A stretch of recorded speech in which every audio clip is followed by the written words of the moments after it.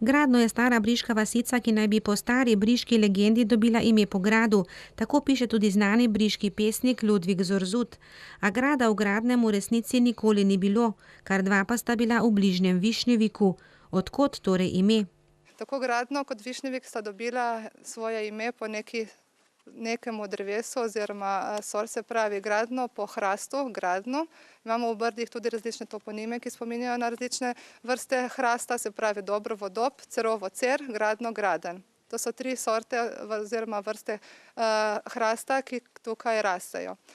Dočim Višnjevik je seveda dobil ime po višnjah, kar kaže seveda že na zgodnjo sadjarstvo, že verjetno ob naselitvi Slovanov, dočim Krasno, ki je del teh treh vasi oziroma vaške skupnosti, seveda pa po kraškem terenu. V vseh treh vaseh živi danes le nekaj čez 300 prebivalcev. Večina se ukvarja z vinogradništvom in sadjarstvom, vse bolj pa tudi z oljkarstvom. Mislim, ti kraji so znani že iz davnega veka po oljkah.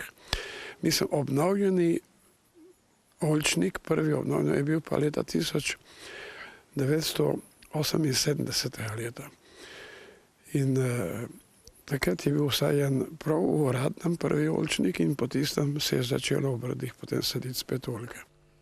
Zelo pomemben pridelek je tudi rebula.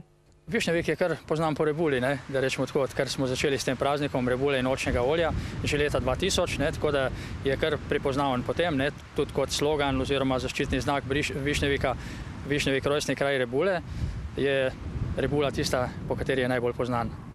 V Gradnem so ponosni še na cerkev, v kateri so freske Lojzeta Spacala in znameniti križev pot svetovno znanega slikarja Zorana Mušiča.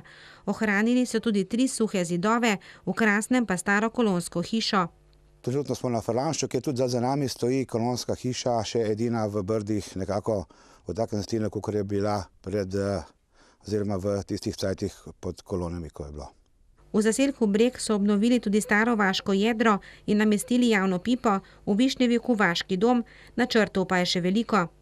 Pod vasico Krasno, se pravi v dolini med Vedrijanom in Krasnem, pri potoku Vedrijanček v zgornjem toku imamo tudi 2 lepa mostova, Napoleonova mostova, ki jih bomo tudi verjetno v letu 2014 nekaj obnovili, tako da bo tudi tam ena taka destinacija za turizem oziroma pešpot ali kolesarjenje za ogled teh lepih mostov.